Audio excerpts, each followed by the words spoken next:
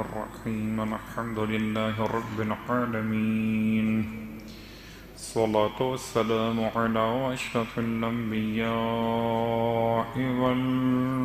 والمرسلين سيدنا أبي القاسم محمد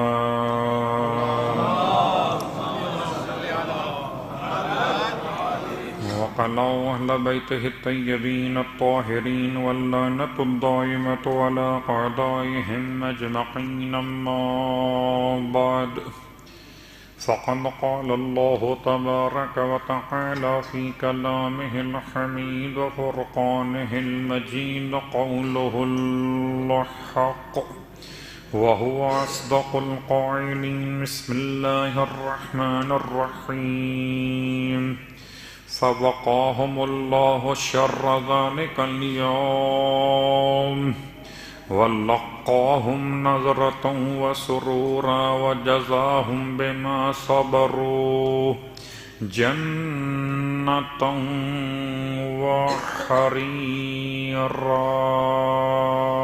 صلوات پڑھیں محمد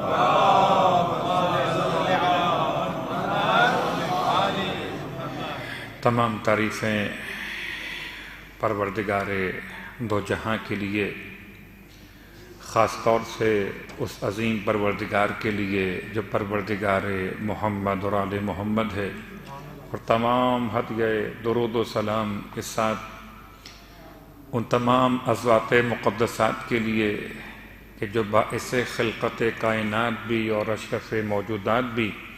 الحمدللہ الذی جعلنا من المتمسکین بالقرآن العظیم وجعلنا من المتمسکین بولایت علی بن ابی طالب علیہ السلام وجعلنا وإياكم إن شاء الله من الطالبين بثأر الحسين مع وليه الإمام المهدي من آل محمد عليهم السلام۔ شکر پروردگار محمد و آل محمد، شکر پروردگار عباس علمبردار کہ حاضر فرش ولا ہوئے صحت و عافیت کے ساتھ، محبت قرآن اور محبت اہل بیت کے ساتھ۔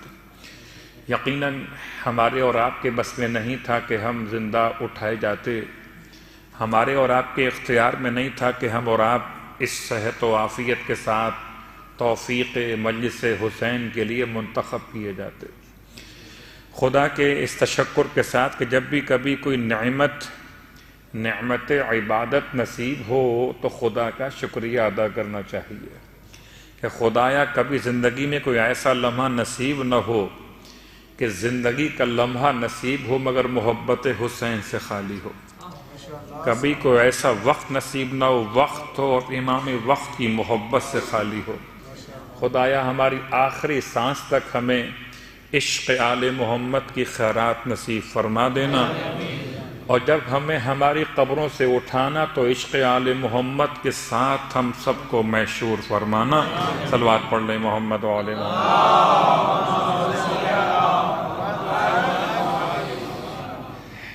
سامعین گرامی قدر، حاضرین ذوی الاحترام، آپ کی خدمت میں سورہ مبارکہ حل عطا، سورہ مبارکہ الانسان سے کچھ باتیں اپنے دامن اعمال اور آپ کے دامن اعمال میں نیکیوں کے اضافے کی تمنا کے لیے بیان کر رہا ہوں، ورنہ حق تو ادا نہیں ہو سکتا کسی بھی سورے کی تفسیر کا۔ ہم ترجمے تک پہنچ جائیں تو بڑی بات، تفسیر تو بہت بلند مرتبہ ہے، لیکن بہرحال یہ آل محمد کے در کا توسل ہے کہ ہم جیسے طالب علم بھی قرآن کے ترجمے کی ہمت کر لیا کرتے۔ اب آئیے ہم بات کو آگے بڑھائیں، اور آج ایک ایسی نماز کو بیان کرنے سے پہلے میں بہت سوچتا رہا کہ اتنی نمازیں بیان کرنے کے بعد کہیں ایسا نہ ہو کہ نماز فلاں کام کی نماز، فلاں کام کی نماز، تو پھر کوئی کام نہ ہو تو پھر نماز کیسے؟ صلوات پڑھیں محمد و آل محمد۔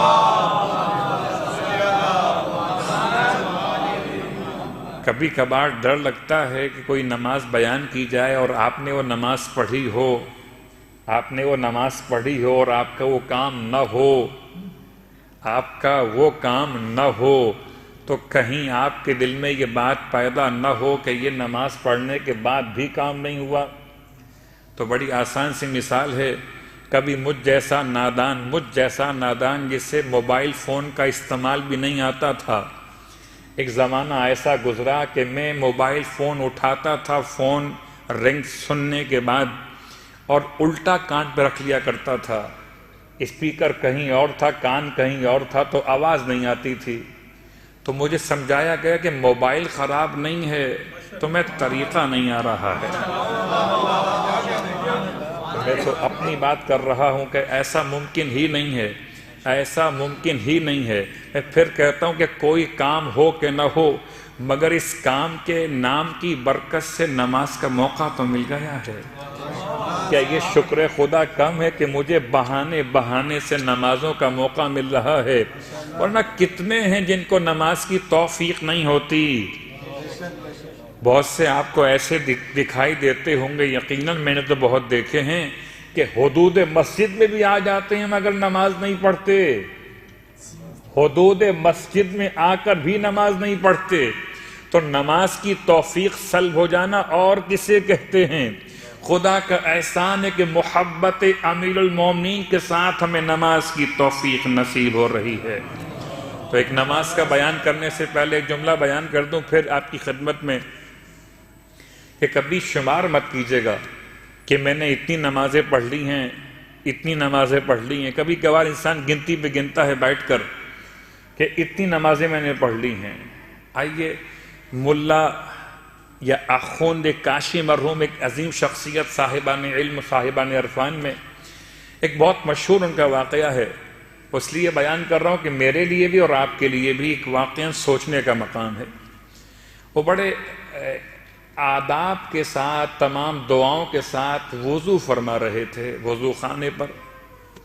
ایک مجھ جیسا کوئی جوان پہنچ گیا ہوگا اور اس نے جلدی جلدی وضو کیا اور آیا مسجد میں اور نماز پڑھنا شروع کر دی۔ وہ وضو کر رہے تھے، ان کا وضو ختم ہوا، اس کی نماز ختم ہو گئی۔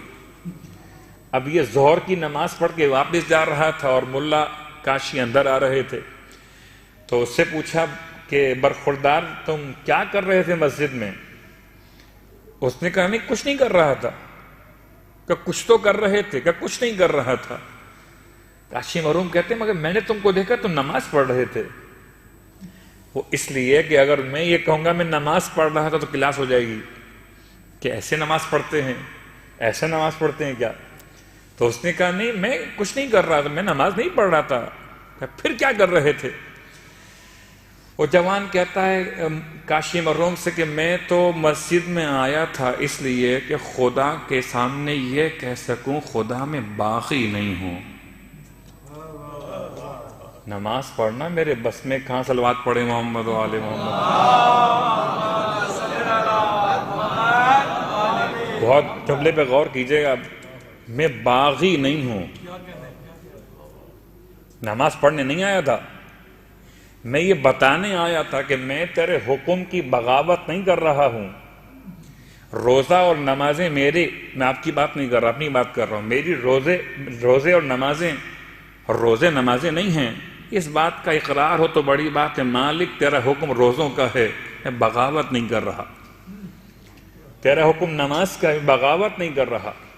اس کے بعد سے کاشی مرحوم کی حالت یہ ہو گئی تھی کہ جب کبھی کوئی ان سے پوچھتا تھا، خاص حالت میں بہت گریہ زاری کے ساتھ ایک جملہ کہتے تھے کہ میں باغی نہیں ہوں۔ تو ہماری اور آپ کی نمازوں کی کیا حیثیت اور کیا مقام، اس خدا کی بارگاہ میں سید سجاد سجدہ کر کے فرمائیں کہ پروردگار تیرا حق عبادت ادا نہیں ہو سکا ہے، تو کیا ہم گنیں گے بیٹھ کر اپنی نمازوں کو؟ ہم نے کوئی نمازیں پڑھی ہیں؟ ہم نے کوئی روزے رکھ لیے ہیں؟ اللہ اکبر! یہ تو خدا نے موقع دیا تھا کہ ہم نے خدا کے حکم پر سر جھکا لیا، ورنہ نماز تو وہ معرفت والی نماز ہمارے اور آپ کے بس میں کہاں۔ ہو سکتا ہے شاید کبھی امام زمان کے لشکر میں شامل ہوں اور امام کی اقتداء میں نماز پڑھیں، لیکن ابھی فی الحال ہمارے اور آپ کے مسائل ایک نماز کا اور بیان، یہ نماز حاجت۔ ویسے تو جب بھی کبھی گھر سے نکلا کیجئے، اگر ممکن ہو اس طرح آپ اپنے ساتھ اگر گاڑی رکھتے ہیں تو گاڑی کا لائسنس وغیرہ آپ ساتھ میں اٹھا لیتے ہیں، ورنہ جرمانہ ہو جائے گا۔ اگر بغیر لائسنس کے آپ روڈ پر آ گئے تو بڑا قانون سخت ہے اس مملکت کا، تو آپ کے لیے مشکلات پیدا ہوں گی، تو آپ قانون کی پابندی کرتے کہ آپ گھر سے نکلنے سے پہلے اپنے ساتھ تمام جو ڈاکومنٹس ہیں وہ اٹھا لیتے۔ اسی انداز سے جب کبھی گھر سے نکلیں کسی کام کے لیے، خاص کسی مہم کے کام کے لیے، تو مثل مولا بھی جب گھر سے نکلتے تھے کسی اہم کام کے لیے تو ہر مرتبہ گھر سے نکلنے سے پہلے 2 رکعت نماز پڑھ لیا کرتے تھے۔ آپ آفس جا رہے ہیں، آفس جانے سے پہلے آپ کاروبار کے لیے، روزگار کے لیے، اپنے بزنس کے لیے نکلنا چاہتے ہیں، آپ کی مسئلہ ٹرانسپورٹ آپ کا کاروبار ہے، آپ نکلنا چاہتے ہیں، نکلنے سے پہلے 2 رکعت نماز پڑھ لیجئے۔ وہ نماز تو اپنے مقام پر، لیکن نماز حاجت ہے 4 رکعت نماز۔ اور یہ بات ہمیشہ بیان ہو چکی کہ 4 رکعت نماز کا مطلب یہی ہوگا کہ 2 رکعت پھر 2 رکعت۔ رکعت اول میں الحمد کے بعد آپ نے اس آیت کی تلاوت کرنی ہے، وہ آیت ہے سورہ مبارکہ آل عمران کی آیت نمبر 173۔ میں آیت پڑھ دیتا ہوں کہ شاید اگر نمبر مجھ سے کہیں اشتباہ ہو تو آپ نمبر کو خود چیک کر لیجئے۔ آیت میں پڑھ دیتا ہوں، حسبنا اللہ و نعم الوکیل۔ صلوات پڑھیں محمد۔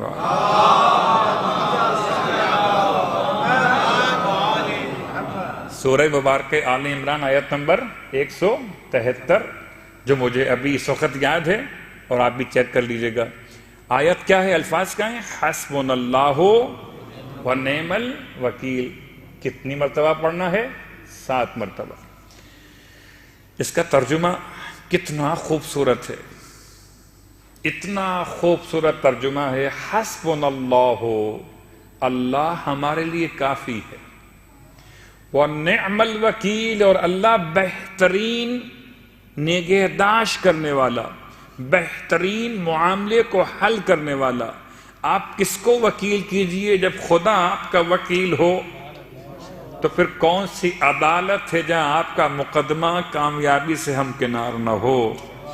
تو رکعت اول میں الحمد کے بعد میں پھر یہ بات دہرا دوں، میں جو نماز بیان کرتا ہوں اس نماز کے بیان کرنے سے پہلے خدا سے مشورہ کرتا ہوں کہ آج یہ نماز مجلس میں بیان کر دی جائے۔ جس نماز کے بارے میں میرے پاس مشورہ استخارے کے نام سے ہوتا ہے، وہی نماز آپ تک صلوات پڑھیں محمد علیہ محمد۔ ورنہ 250 نمازیں تقریباً ایک کتاب میں، 500 نمازیں ایک کتاب میں، 1000 نمازیں ایک کتاب میں، بہت نمازیں ہیں مستحبات میں سے، لیکن ایک انتخاب بھی ذمہ داری ہے کہ کون سی نماز بیان کرنا اس وقت کے حالات کے اعتبار سے آپ کی ضرورت ہو سکتی۔ تو رکعت اول 4 رکعت نماز نیت کا، نماز حاجت 2 رکعت نماز حاجت بجا لاتا ہوں، سنت قربتاً اللہ یا صرف قربتاً اللہ۔ روایات میں یہ نماز ثابت ہے، اس لیے سنت بھی کہہ سکتے ہیں، اور اگر یاد نہ رہے تو قربتاً اللہ کی نیت سے بھی یہ نماز کی نیت کا آغاز کر سکتے، بلکہ کرنا ہی چاہیے قربتاً اللہ۔ پھر جملہ زبان پر آ گیا، اور پھر مجبوری یہ ہوتی ہے کہ اگر ابھی بیان نہیں ہوا تو آگے کہیں مس نہ ہو جائے۔ آپ کی حاجت پوری ہو کہ نہ ہو، نماز کی نیت کیا ہے؟ اللہ سے قریب تو ہوں گے نا۔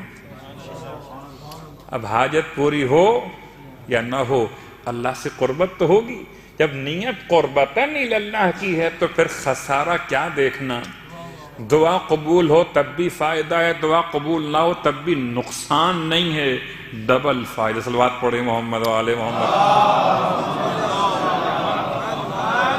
رکعت دوم میں الحمد کے بعد سورہ مبارکہ کہف کی آیت نمبر 39 ہے، سورہ کہف کی آیت نمبر 39 رکعت دوم میں یہ آیت میں پڑھ دیتا ہوں. آخر کا حصہ ہے ما شاء اللہ لا قوت الا باللہ ان ترنی انا اقل منک مالا و ولدا. یہ آخری حصہ آیت میں ملاتے ہوئے ما شاء اللہ لا قوت الا باللہ کے بعد کیا ہے؟ ان ترنی انا اقل منک مالا و ولدا. یہ ملاتے ہوئے آیت کا یہ حصہ مکمل ہو جائے گا. سورہ مبارکہ کہف کی آیت نمبر 39 ہے. میں نے آیت بھی پڑھ دی. آخری حصہ یہ آپ کو پڑھنا ہے 7 مرتبہ. ترجمہ کیا ہے اس کا؟ ما شاء اللہ لا قوت الا باللہ. یہ ترجمہ تو اتنا خوبصورت ہے. ما شاء اللہ. میں اگر صرف ما شاء کے ترجمے پہ جاؤں تو شاید ایک مجلس کا ایک عشرہ ختم ہو جائے اللہ کے لفظ شاء پر.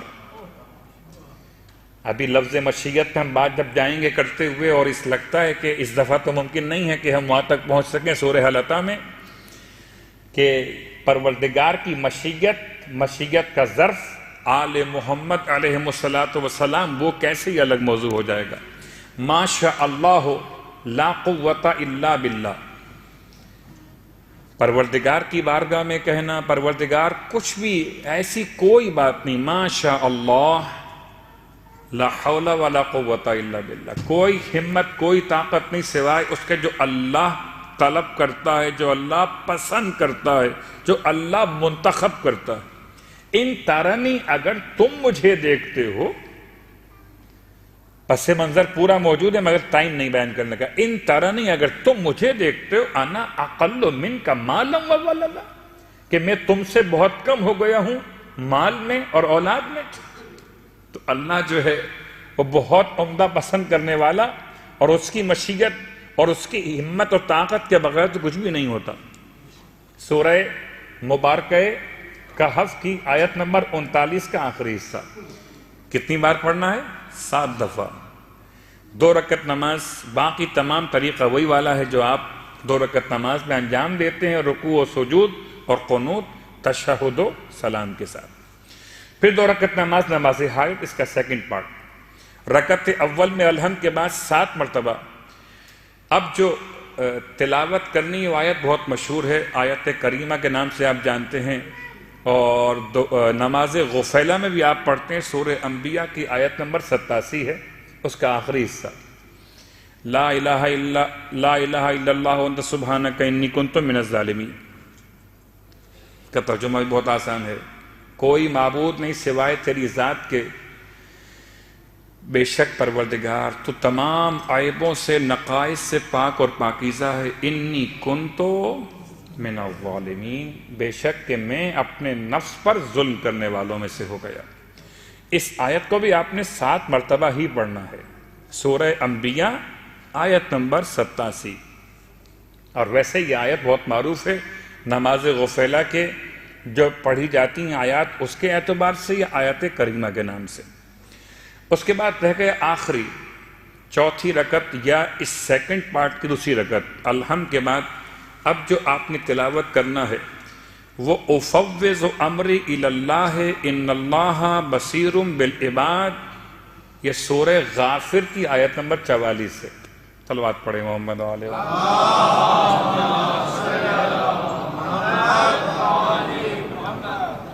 میں نے آیت بھی پڑھ دی ہے، نمبر بتا دیا ہے. افوض امری الی اللہ ان اللہ بصیر بالعباد.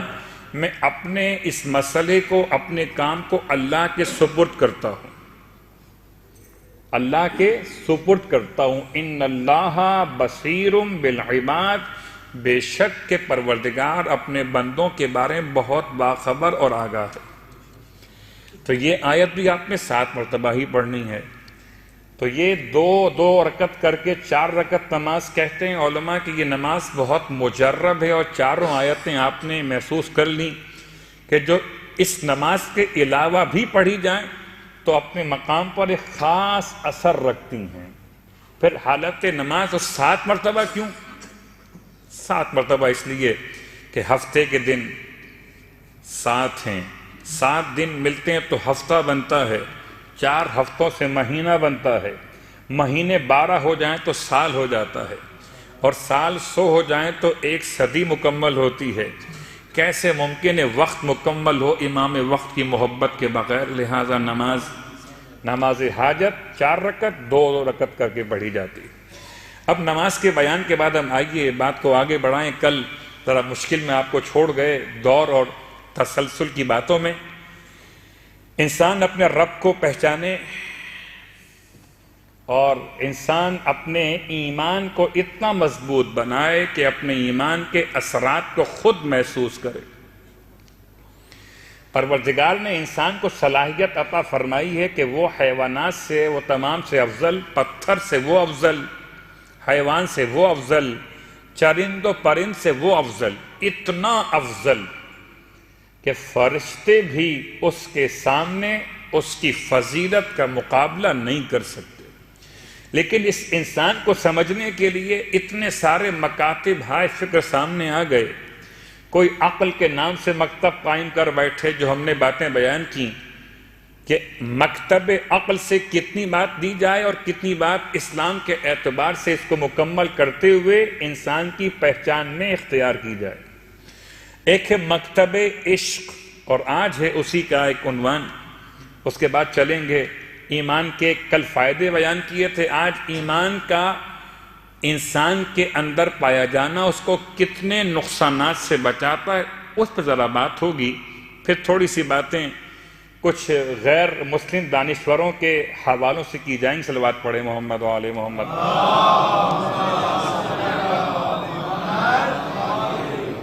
بہت طویل بحث کو لے جایا جائے مثل علماء اکرام کے تو بہت طویل ہو جائے گی، مثل درس کی ہو جائے گی۔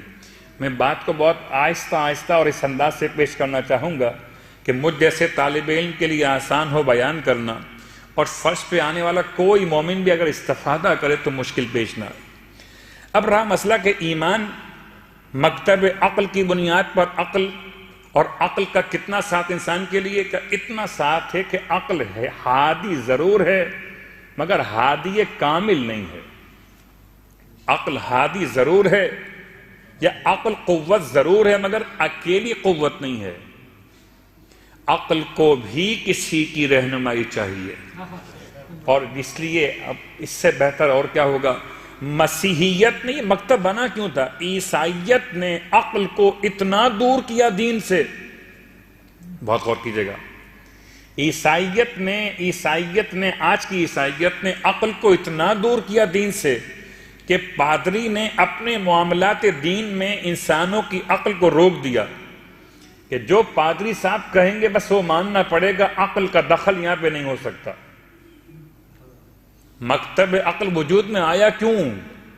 اس لیے وجود میں آیا کہ انہوں نے عقل کو دین سے بالکل الگ کر دیا کہ سوچنا بھی مت، تمہارا کام تو آنکھیں بند کر کے اتوار کو آنا ہے، پھر پورے ہفتے صلوات پڑھیں محمد و آل غائب ہو جائے۔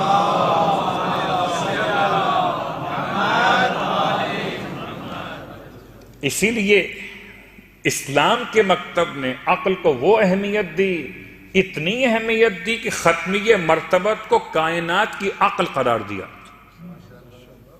اللہ اکبر، ختمیہ مرتبت کائنات کی عقل ہیں، اس طرح سے شہزادی کونین رسالت کی عقل ہیں، جناب زینب کبریٰ بنو ہاشم کی عقل ہیں، یا وہ جملہ اللہ کے رسول کا لو کان العقل رجلا، اگر عقل کسی انسان کی شکل میں مجسم ہو جائے لکان الحسن، تو صرف حسن مجتبیٰ دکھائی دیں گے۔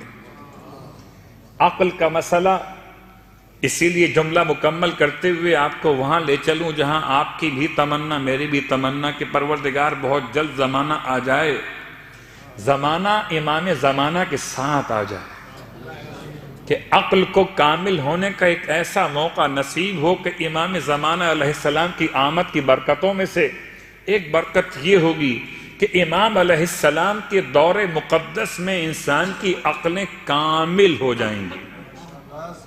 اس معصوم کی آمد سے بہت غور کیجیے، جس معصوم کی آمد سے انسان کی عقل کامل ہو جائے، اس معصوم کی ظہور کی دعا مانگنا اصلاً عقل کی تکمیل کی دعا مانگنا ہے۔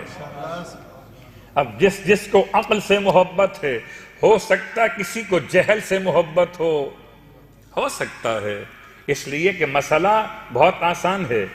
کسی جاہل کو پڑھانا آسان ہے، کسی جاہلیت رکھنے والے کو پڑھانا آسان نہیں ہے۔ اس لیے معصوم فرماتے ہیں من مات ولم یعرف امام زمانہ فقد مات میتۃ الجاہلیہ، نہ کہ میتۃ الجاہلہ۔ جاہلیت کی موت ہوگی، نہ کہ جہالت کی موت۔ جہالت کی موت اور ہے، جاہلیت کی موت اور ہے۔ جہالت کی موت ہے علم کے مقابلے میں، اور جاہلیت کی موت ہے عقل کے مقابلے میں۔ جاہلیت کی موت، بہت سے پڑھے لکھے ملیں گے مگر جاہلیت سے نکل نہیں پائے کہ وقت کے امام کو پہچان نہیں پائے۔ صلوات پڑھے محمد و آل محمد۔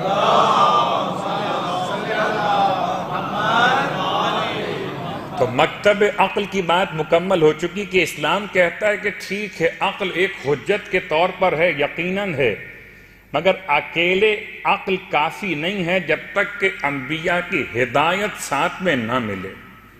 اب آئیے مکتب عقل کیوں بنا یہ بھی آپ نے سن لیا، مکتب عشق میں آئیے۔ اور ہر مکتب بنا اس لیے ہے کہ دوسرے مکتب نے ایک مفہوم کو لیا، دوسرے مفہوم کا انکار کر دیا۔ مکتب عقل کے خاص طور سے بات کریں ابو علی سینا کی یا اور دیگر فلاسفرز کی، کیا کہتے ہیں یہ فلاسفہ؟ کہتے ہیں جی بس عقل کافی ہے، عقل پہنچائے گی۔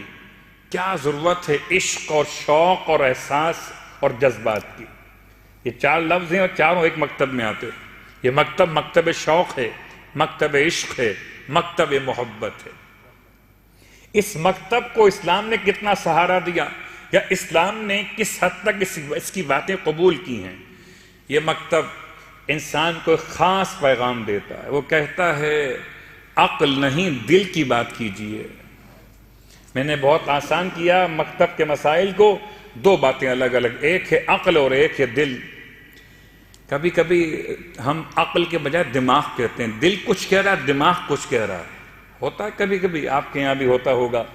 کبھی کبھی کوئی ایسا انسان ملتا ہے جو کہتا ہے نہیں ایک دل یہ کہہ رہا ہے کہ یہ کروں اور ایک دل یہ کہہ رہا ہے وہ کروں۔ تو قرآن میں سورہ مبارکہ احزاب کی آیت نمبر 4 میں الفاظ موجود ہیں، ہم نے کوئی ایسا انسان بنایا ہی نہیں جس کے دل سینے میں دو دل رکھے ہوں۔ میں اس کے پیچھے پورا واقعہ چھوڑ دیتا ہوں کہ وہ کون سا شخص ہے جس کے لیے کہا گیا تھا کہ یہ اتنا قابل ہے کہ اوروں کے سینے میں ایک دل ہوتا ہے، اس کے سینے میں دو دل ہیں۔ دو دل کے باوجود جب جنگ مسلمانوں کی کافروں کے ساتھ ہوئی تو ایسے بھاگا کہ ایک ہاتھ میں جوتی اور ایک پاؤں میں جوتی، اتنا بھی خیال نہیں تھا یا تو دونوں ہی اتار دیتا۔ صلوات پڑھے محمد و آل محمد۔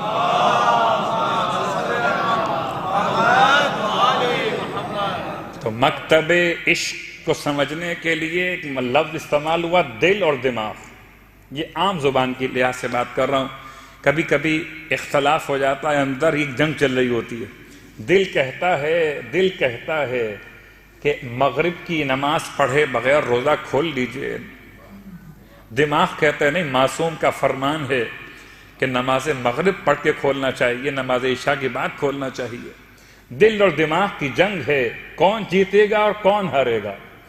کہیں لوگ کہتے ہیں دماغ کی بات سنو، کہیں کہتے ہیں دل کی بات سنو۔ میں بہت آسان کروں الفاظ کو تو سمجھیے، دماغ استعمال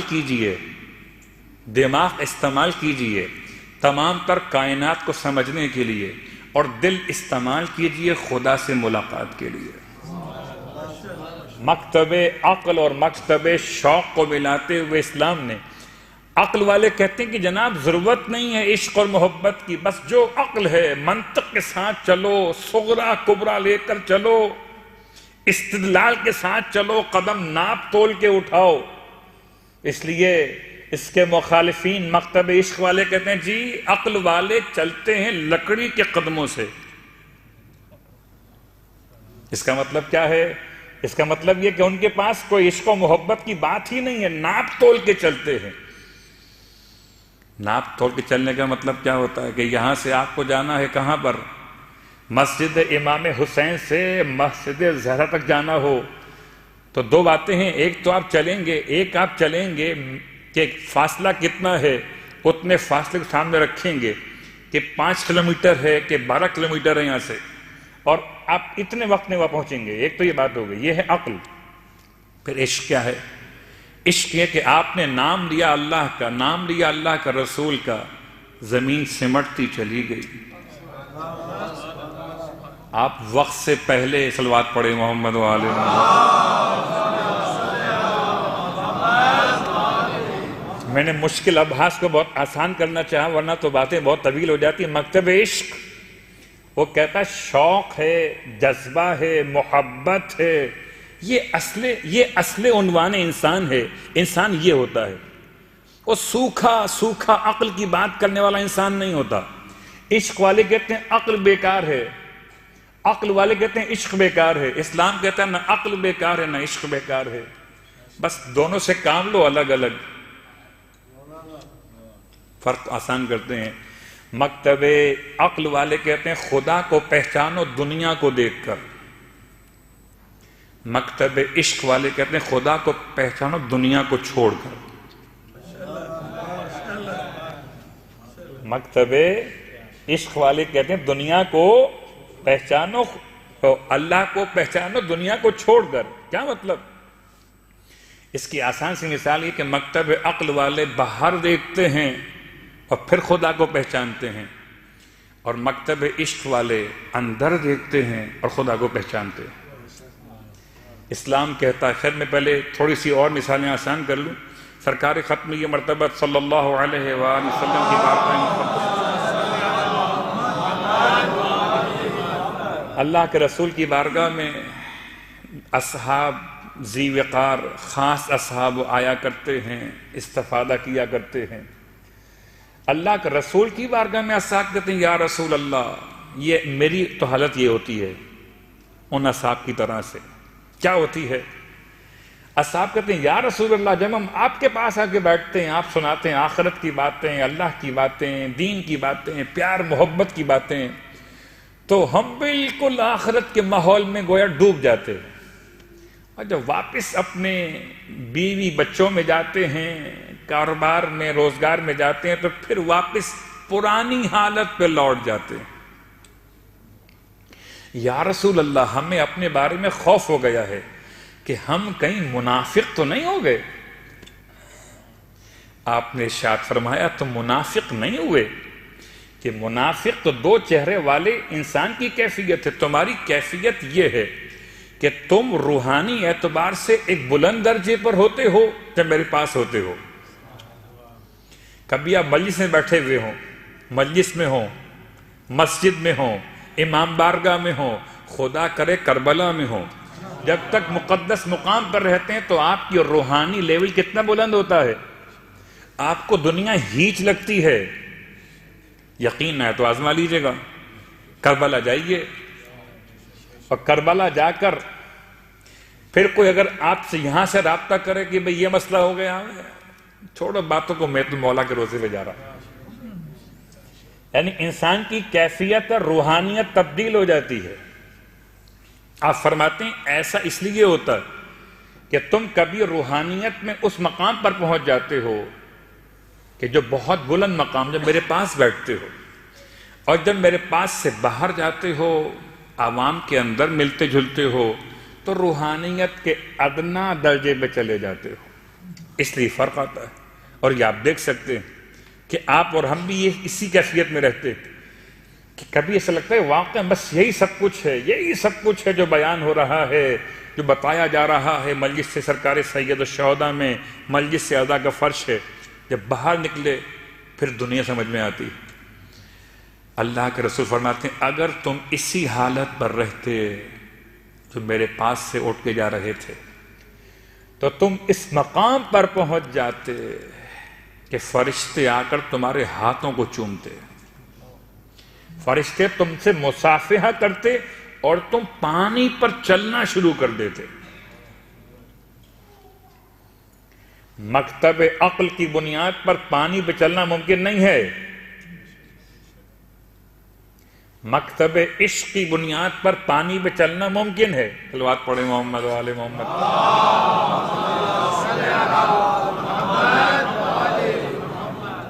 یقین نہیں آ رہا؟ کسی کو دیکھیے آپ، کوئی پانی میں اتر جائے۔ مجھے تو واقعہ یاد ہے ہمارے شہر کا، کچھ لوگوں نے تابوت تیار کیا تھا اور ساحل سمندر، کراچی کے ساحل سمندر سے وہ مولا کے پاس جا رہے تھے اور پانی میں اتر رہے تھے تابوت کو لے کر۔ خیر اب یہ مسئلہ کہاں تک درست کہاں تک غلط وہ الگ موضوع ہے، لیکن مثال ہے۔ مثال کیا ہے کہ عقل کہتی ہے کہ پانی پہ اگر چلنا ہے تو کشتی ہونی چاہیے، جہاز ہونا چاہیے، یا اس کو عبور کرنے کے لیے کوئی پل، کوئی ذریعہ ہونا چاہیے۔ عشق کہتا ہے بس خدا سے محبت ہونی چاہیے۔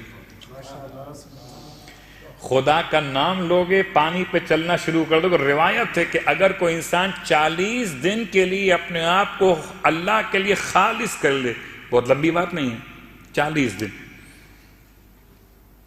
کتنے؟ 40۔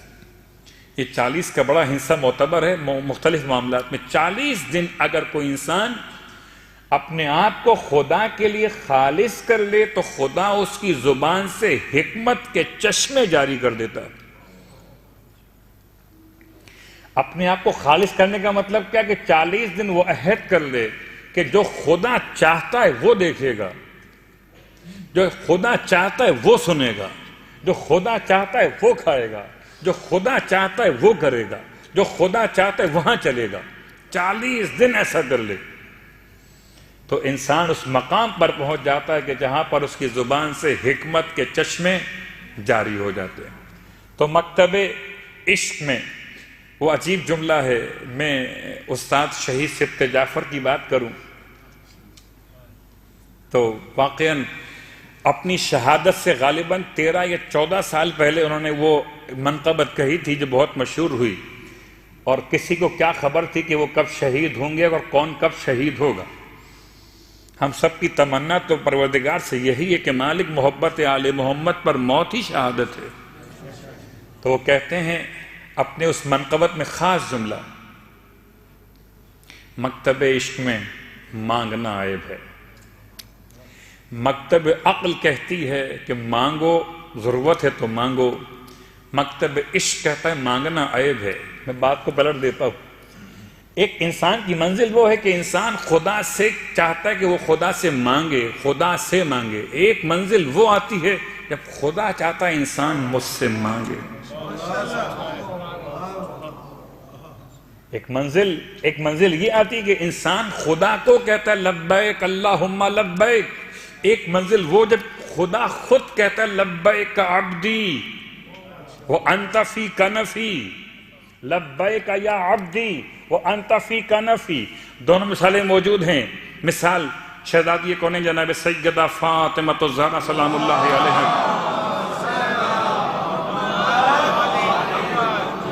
شہزادی کی کیا عظمت اور مقام عبادت، کیا اللہ کی بارگاہ میں راز و نیاز کہ جبرائیل امین علیہ السلام نازل ہوئے اللہ کے رسول کی بارگاہ میں، اور آنے کے بعد اللہ کے رسول کی بارگاہ میں پیغام پہنچایا، اللہ کا سلام کے ساتھ پیغام پہنچایا، پھر پروردگار کا پیغام یہ پہنچایا کہ خدا کہتا ہے کہ میری کنیز خاص فاطمہ سے کہیے۔ یا رسول اللہ، خدا کہتا ہے کہ آپ اللہ کی کنیز فاطمہ سے کہیے کہ کبھی تو خدا سے کچھ مانگا کرے۔ یعنی ایک کیفیت وہ ہے جہاں انسان خدا سے مانگ رہا ہے، ایک کیفیت وہ جہاں خدا خود کہتا ہے مجھ سے مانگ میرے بندے، مجھ سے مانگ میرے بندے۔ شہزادی کونین کو اللہ کے رسول نے جب یہ خبر سنائی ہے کہ بیٹی خدا کی طرف سے پیغام آیا، خدا چاہتا ہے تم بھی کبھی اس سے کچھ مانگو، کبھی کچھ مانگو، اتنے سجدے کر رہی ہو، اتنے سجدے کر رہی ہو، اتنا مقام زہد و عبادت تمہارے پاس، کبھی تو خدا سوال بھی کرو۔ خدا خود چاہتا ہے۔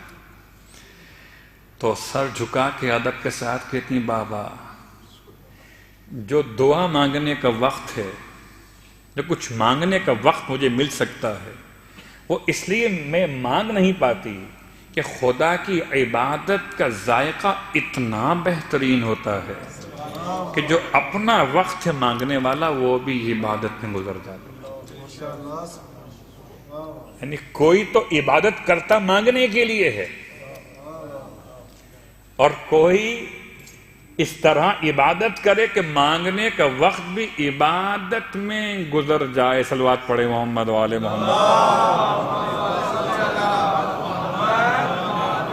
دوسری مثال سن لیجئے کہ یہ مثال ممکن ہے کہ نہیں ہے کہ ہزاروں نہیں لاکھوں انسان کہتے ہیں لبیک اللہم لبیک عمرے کے موقع پر، حج کے موقع پر. کیا خدا بھی کسی کو لبیک کہتا ہے؟ جی.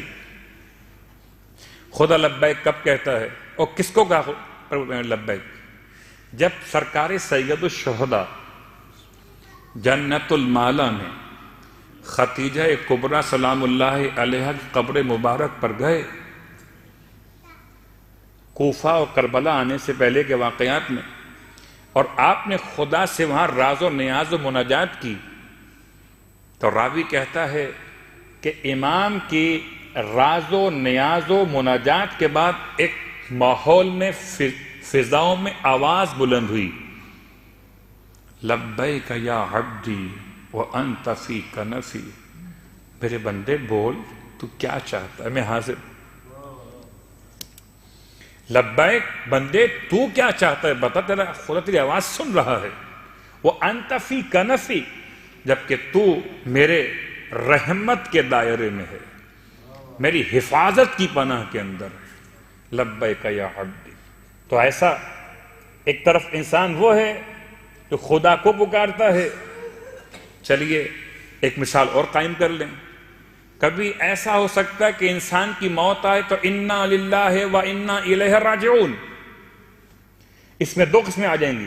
ایک قسم وہ ہے سورہ مبارکہ ممنون کہ جہاں انسان کی موت کا وقت آیا تو انسان نے گڑ گڑاتے ہوئے کہا رب ارجعونی لعلی اعمل صالحا فیما ترکت.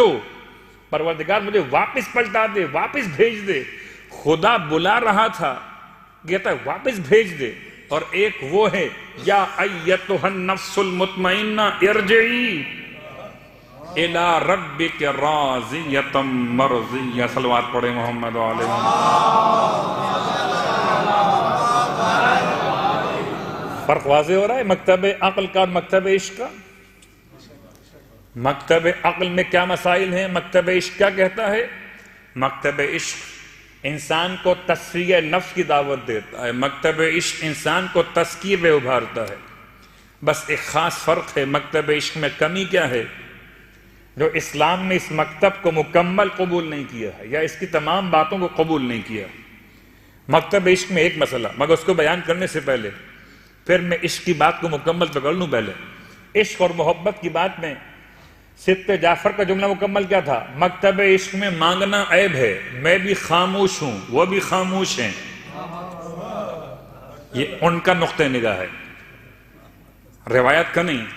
مکتب عشق میں مانگنا عیب ہے، میں بھی خاموش ہوں وہ بھی خاموش ہیں. کیا ہوا؟ آنکھ میں گرنمی آ گئی. صلوات پڑھے محمد وآل محمد. کیا ہوا؟ یا مکتب عشق کی بات سنی، مکتب عشق کا دستور نرالا دیکھا. عقل کہتی ہے جب کوئی حاجت ہو تو نماز پڑھ لو. عقل کہتی ہے حاجت ہو تو نماز پڑھو. عشق کہتا ہے خدا کی محبت ہو تو نماز پڑھو. مکتب عشق کا دستور نرالا دیکھا، اس کو چھٹی نہ ملی. عجیب جملہ ہے. یعنی انسان اپنے آپ کو عقل اور عشق کے درمیان کیسے لے کر آئے گا؟ اب آئیے وہ جملہ مولا متقیان علی ابن ابی طالب علیہ السلام کا بیان کریں. اور اتنی تیزی کے ساتھ وقت مکمل ہو رہا ہوتا ہے کہ بسا اوقات سوچنا پڑتا ہے کہ اب یہ روایت شروع کر رہا ہوں تو بیان مکمل ہوگا یا نہیں ہو پائے گا. مولا کا جملہ ارشاد فرماتے ہیں سالک، سالک مانے راستے پہ چلنے والا. یعنی مومن، حق کے راستے پہ چلنے والا۔ اس کی پہچان کیا ہے؟ احیا عقلہ، یہ اپنی عقل کو زندہ کرتا ہے، وہ امات نفسہ، اپنے نفس کو مار دیتا ہے۔ اس کی پہچان کیا ہے؟ عقل کو زندہ رکھتا ہے اور نفس کو مار دیتا ہے۔ مکتب عشق نفس کے مارنے کا نام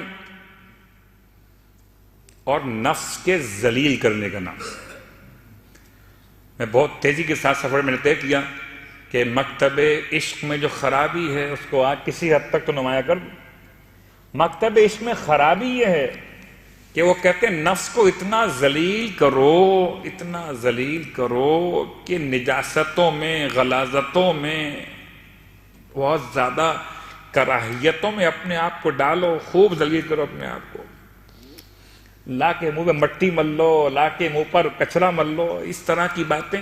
مکتب عشق میں جو خرابی آئی وہ اس طرح سے آئی۔ اسلام کہتا ہے کہ ہاں تہذیب نفس بھی ہے مگر کرامت نفس کے ساتھ۔ اب کرامت پہ کل بات کریں گے کہ کرامت کی بات کے لیے کرامت چاہیے، اور آج تو یہ کرامت ختم ہو گئی، اس لیے کہ بات مجھے تو سورہ مبارکہ حل اتی پہ جانے کا موقع بھی نہیں ملا۔ اور اب آئیے سورہ حل اتی کو انشاءاللہ پھر آگے بڑھائیں گے کہ جب آل محمد کی ہستیوں نے خدا کی بارگاہ میں روٹیاں دی ہیں تو کس محبت کے ساتھ دی ہیں؟ انما نطعمکم لوجہ اللہ لا نرید منکم جزاء۔ جزا ہے ایک ایسا لفظ جو استعمال ہوتا ہے دونوں اعتبارات سے، برے عمل کی بھی جزا اور اچھے عمل کی بھی جزا۔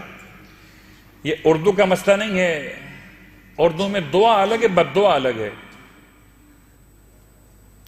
عربی زبان سے دعا لہو یا دعا علیہ، اس کے خلاف ہو تو علیہ، اس کے لیے ہو تو لہو، ٹھیک؟ عربی زبان کے لحاظ سے جزا دونوں کے لیے آتی ہے کہ انسان نے گناہ کیا، جزا کا مطلب کیا ہوا؟ عوض، بدلہ، اچھے کام کا اچھا بدلہ اور برے کام کا برا بدلہ۔ یہ جزا استعمال کیوں ہوئی؟ کہ عمل کی حیثیت کے اعتبار سے جو عمل کا بدلہ ہے وہ مطالبہ نہیں ہو رہا۔ اب چونکہ جزا استعمال دونوں کے لیے ہوتی ہے، لیکن آگے لفظ شکور نے بتایا کہ یہ عمل خیر ہے، عمل سیئہ نہیں ہے۔ اس لیے طریقہ عربی ادب کا یہ کہ پہلے عموم اور اس کے بعد خصوص لایا گیا۔ انما نطعمکم لوجہ اللہ، بہت سے لوگ کھلاتے ہیں اور کھلانے کے بعد ان سے شکریہ چاہتے ہیں۔ شکریہ زبان سے کہیے، شکریہ اپنے انداز سے اختیار کیجئے، لیکن بہرحال آج تو شکریہ ادا کرنا ہے مجھے اور آپ کو امام زمانہ علیہ السلام کی والدہ محترمہ کا۔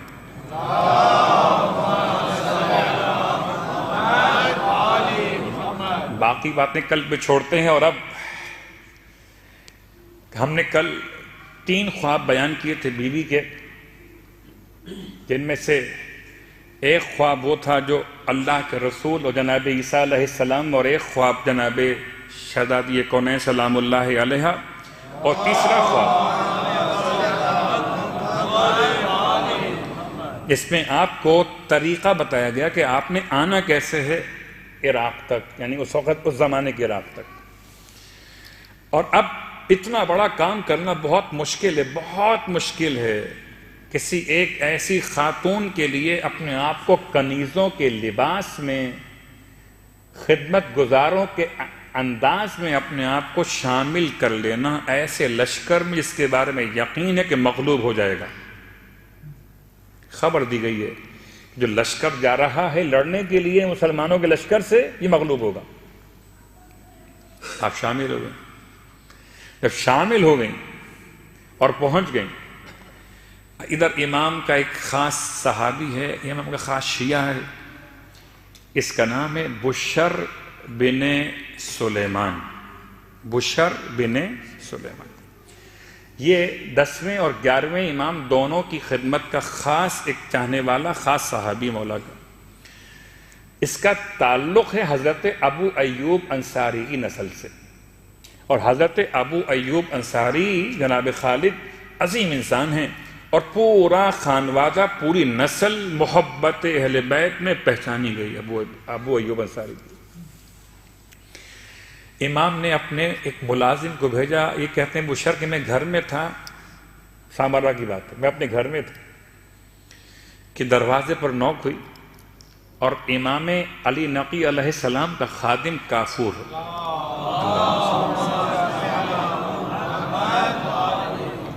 امام کا خادم کافور میرے دروازے پر آیا اور مجھ سے کہتا چلو تمہیں امام نے بلایا ہے۔ یہ اتنا معتبر صحابی ہے مولا کا کہ مولا نے اسے اپنے گھر میں رات کے اس وقت نے بلوایا جبکہ خلوت اور تنہائی مولا کی بارگاہ مقدس میں ہے۔ خود امام تشریف فرما ہیں اور آپ کے فرداً دوسرے امام تشریف فرما ہیں اور پس پردہ جناب حکیمہ خاتون موجود ہیں۔ اب یہ بلائے گئے، امام نے بٹھایا، ارشاد فرمایا کہ بشر تم اس خاندان سے ہو، ہماری محبت ولایت تمہارے پورے خاندان کے لیے ہے، ہم تمہیں ایک بہت اہم کام تمہارے سپرد کرتے ہیں۔ اب امام فرماتے ہیں، امام نے یہ بشر کہتے ہیں امام نے ایک خط رومی زبان میں لکھا،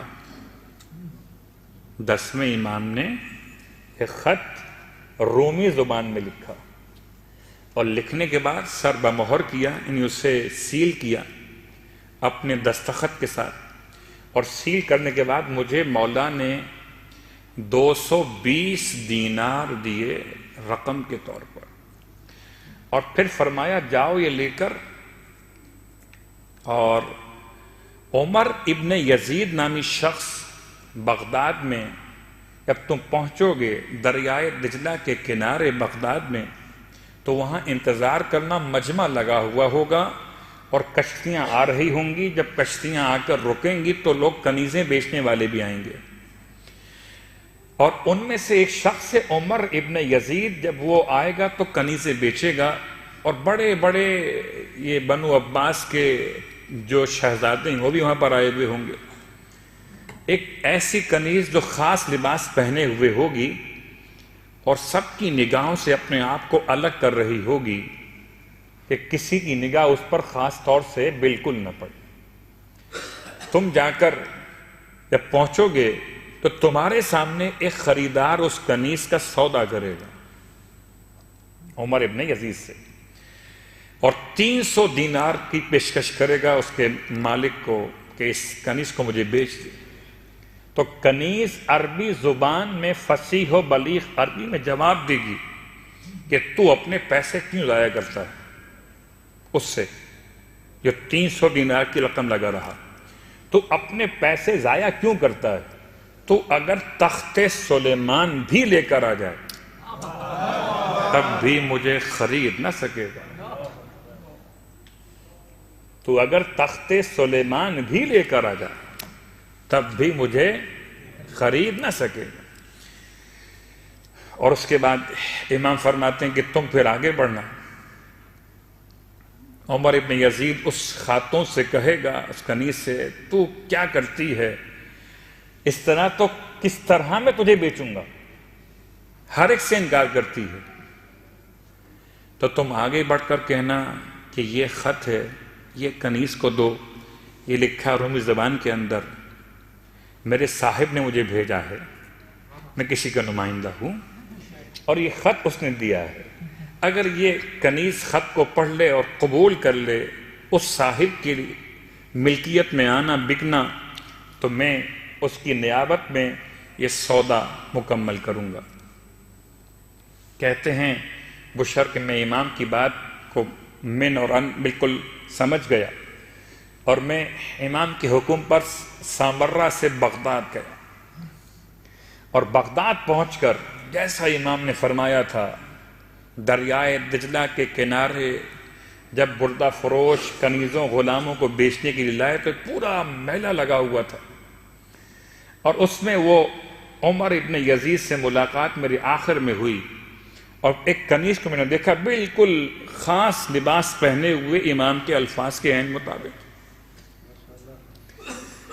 اور پورا واقعہ کہتے ہیں میرے سامنے پیش آیا کہ ایک شخص آیا، اس نے 300 دینار کی آفر کی اس کے مالک کو کہ اس کو بیچ دو۔ کنیز نے انکار کیا۔ کہتے ہیں بس میں آگے بڑھا، مولا کا فرمانیہ تھا مجھے، میں نے کہا یہ خط ہے میرے صاحب نے مجھے دیا ہے، میں اس کا نمائندہ ہوں، یہ خط رومی زبان کے اندر ہے، تم نہیں پڑھ سکو گے، تو عرب ہے نا، اور اس کو دو، یہ پڑھے گی۔ اور جیسے ہی رومی زبان کا خط کہتا ہے میں نے دیا عمر ابن یزید کے ہاتھ میں اور اس نے دیا خاتون کو، خاتون نے خط پڑھے بغیر پہلے چوما، آنکھوں سے لگایا، اور خط پڑھے بغیر کہتی ہے کہ مجھے یہ خط بھیجنے والے کی طرف فروخت کر دے، خط بھیجنے والے کے ہاتھوں فروخت کر دے، اور اگر تو مجھے اس کے ہاتھوں فروخت نہیں کرے گا تو میں اپنی جان خود ختم کر لوں گی۔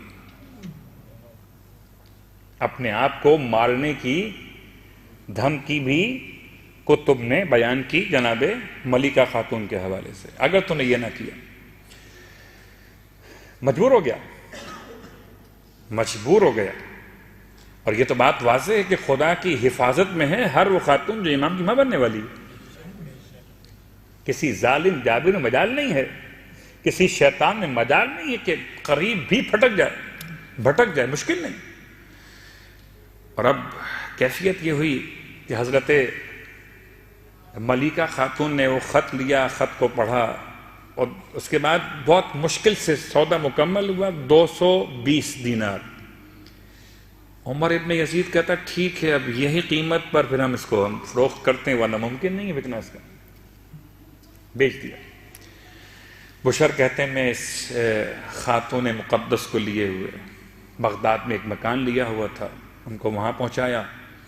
میں حیران ہوں کہ یہ سارا واقعہ کیسے ہوا، یہ روم کی خاتون عربی کیسے بول رہی تھی، یہ روم کی خاتون نے یہ خط کو پڑھے بغیر سمجھ کیسے لیا۔ کہتے ہیں میں نے بڑی ہمت کی، پوچھا بی بی سے، تو پورا واقعہ بی بی نے مجھے شروع سے آخر تک سنایا۔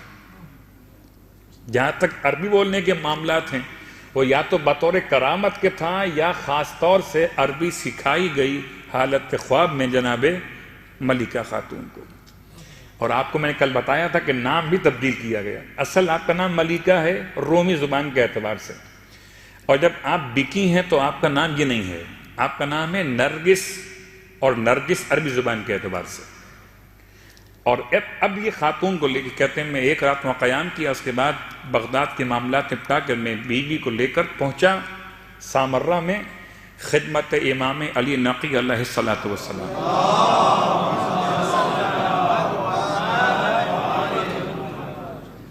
اور جب امام کی بارگاہ میں پہنچا تو پھر انہوں نے پہنچ کے سلام کیا، امام نے سلام کے ساتھ دعائیں عنایت فرمائیں، اظہار محبت فرمایا، اور پھر امام نے اس کنیز کو ایک پیشکش کی کہ تم چاہو تو تمہیں ہم 12,000 دینار دے دیں، اور چاہو تو تمہیں ہم آخرت کی ابدی سعادت دے دیں۔ ابدی سعادت چاہیے یا مال چاہیے؟ یہ سر جھکا کے ادب کے ساتھ کہتی ہیں کہ مجھے ابدی سعادت چاہیے۔ شاید میرے مولا کا یہ عمل دنیا کو بتانے کے لیے ہو کہ تاریخ سمجھ لے کہ جو آل محمد کے لیے منتخب ہو جائے وہ مال کی بنیاد پر نہیں، ولایت کی بنیاد پر ہو۔ چونکہ اس لیے کہ بہت بہت خوبصورت ترین خاتون ہیں، اس اعتبار سے کہ ان کی قیمت اگر دیکھی جائے تو یہ امام کے الفاظ کہ تم چاہو تو تمہیں اتنا مال دے دیں اور چاہو تمہیں ابدی سعادت دے دیں، کہ مجھے ابدی سعادت چاہیے۔ پھر امام علیہ السلام نے اپنے فرزند کو بلوایا، یعنی امام حسن عسکری علیہ السلام،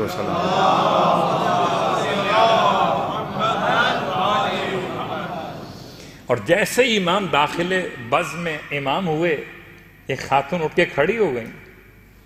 امام نے سوال کیا، 10ویں امام نے، کہ آپ جانتی ہیں نا یہ کون ہیں؟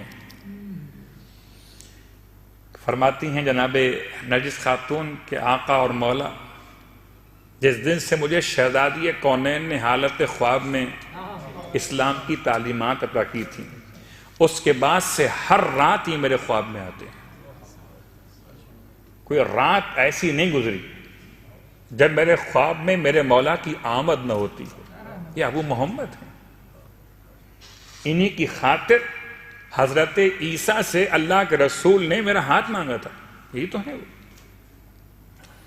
اب میرے مولا نے حکیمہ خاتون کے سپرد کیا کہ آپ ان کے تمام تر امور کو سنبھالیے، اور جو مسائل ان کے بیان کرنے والے ہیں بیان کیجئے۔ مسائل اور عبادات کو بیان کیا گیا، اور پھر ایک ایسا محترم عقد منعقد ہوا کائنات میں کہ جو کائنات کی اصل روح رواں امام زمانہ علیہ السلام کی آمد کا عنوان بنا ہے۔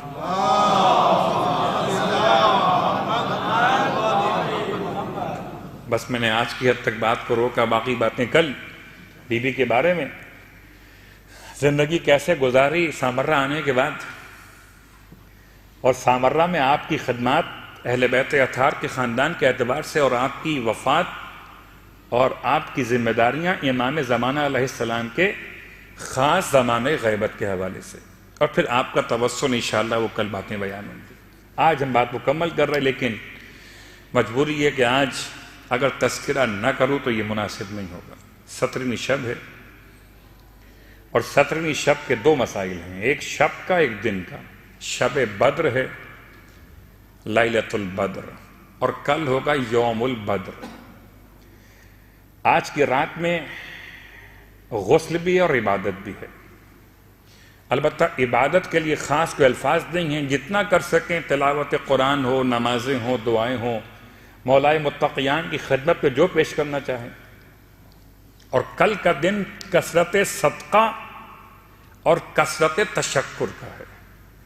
کل کا دن کثرت صدقہ اور کثرت تشکر کا ہے۔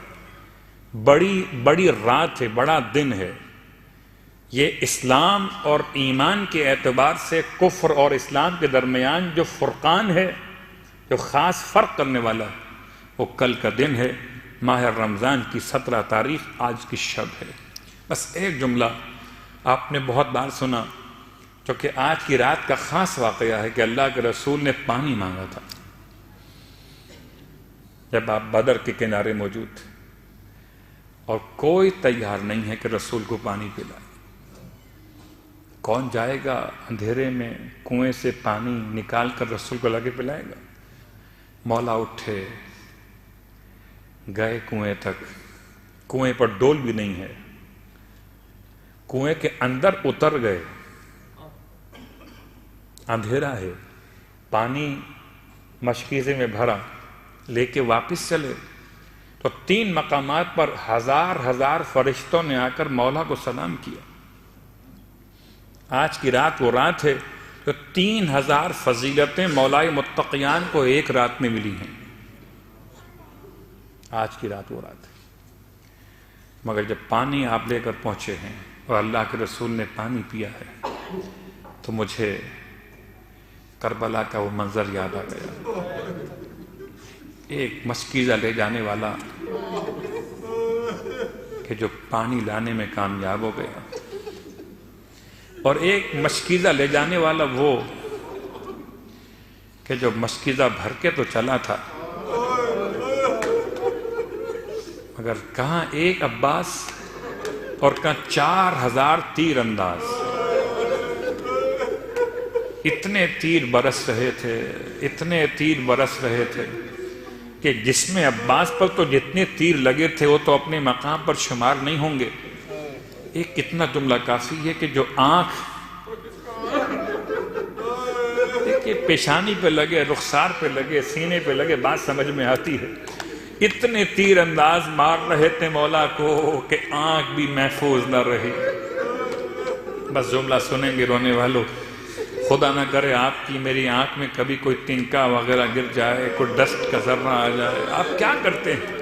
اگر آنکھ میں کچھ پڑ جائے تو کرتے کیا ہیں؟ جیسے ہی آنکھ میں کچھ گرتا ہے آپ جلدی سے اپنی دونوں ہاتھوں کو استعمال کرتے ہیں کہ اپنی آنکھوں سے اس کو نکال دیں۔ واہ غربتا میرا مولا، دونوں ہاتھ کٹ چکے تھے، کس طرح سے آنکھ کے تیر کو نکالتا، مشق سکینہ کا تسمہ دانتوں میں دبائے ہوئے۔ ارے ادھر سکینہ بچوں کو لیے ہوئے خیمے کے باہر کھڑی ہوئی ہیں، بچے کہتے ہیں بی بی سے، بی بی آپ کے چچا گئے ہیں، پانی آئے گا تو ہمیں پلائیں گی نا؟ اور شہزادی فرماتی ہیں ہاں میرا چچا آئے گا تم سب کو پانی ملے گا۔ خالی کوزے ہاتھوں میں لیے ہوئے جب عباس کی شہادت کی خبر میرے مولا لے کر چلے، کٹے ہوئے ہاتھ ہیں، مشق سکینہ ہے، چھدی ہوئی علم ہے، اور جب علم واپس آیا تو چچا کو نہ دیکھا۔ ارے بس آخری جملہ بچوں نے پانی کا پھر سوال نہ کیا۔ عباس کی شہادت کے بعد کسی پیاسے نے پانی نہیں مانگا۔ کیا پیاس ختم ہو گئی تھی یا اتنے سہم گئے تھے؟ ایک مرتبہ پانی کا سوال کیا تو چچا قربان ہو گئے۔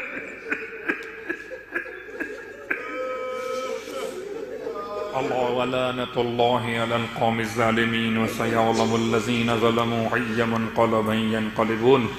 بار اللہ واسطہ محمد و آل محمد کا ہماری اس عبادت کو اپنی بارگاہ میں قبول و مقبول فرما۔ پروردگار واسطہ محمد و آل محمد کا مولا عباس علیہ السلام کے کٹے ہوئے بازوؤں کا واسطہ، جو حاضرین میں غائبین میں صاحبان ایمان دنیا بھر میں جہاں کہیں مریض ہیں، خاص دعائے صحت کی التماس ان کی گئی، ان تمام کو شفاء کاملہ عطا فرما۔ جو پریشان حال واسطہ علی محمد کے پروردگار تمام پریشان حال کی پریشانیاں بحق باب الہوائی دور فرما۔ بار اللہ واسطہ محمد و آل محمد کا کوئی غم نہ دے سوائے غم آل رسول کے۔ مرنے سے پہلے کربلا معلیٰ کی زیارت نصیب فرما، مرنے کے بعد کربلا والوں کی شفاعت نصیب فرما، جنت میں کربلا والوں کے قدموں میں غلاموں کو جگہ نصیب فرما، امام زمانہ علیہ السلام کے ظہور میں تعجیل فرما، ہم کو بھی، ہمارے مرحومین کو بھی، ہمارے آباء و اجداد کو بھی، ذریت و اولاد کو بھی امام کے غلاموں میں شامل فرما۔ ایک مرتبہ سورہ الحمد اور 3 مرتبہ سورہ اخلاص کی تلاوت کی التماس نماز وحشت قبر کے ساتھ کنیز فاطمہ بنت منظور حسین، سید علی یاور جعفری ابن سید محمد اسلم جعفری، اور آج کی افطار کا انتظام خیمجی فیملی کی جانب سے تھا۔ الحاج محمد سلیمان خیمجی مرحوم اور ان کی فیملی کے تمام مرحومین، تمام ارواح مومنین مومنات، تمام شہدائے ملت کے لیے سال فرما دیجیے۔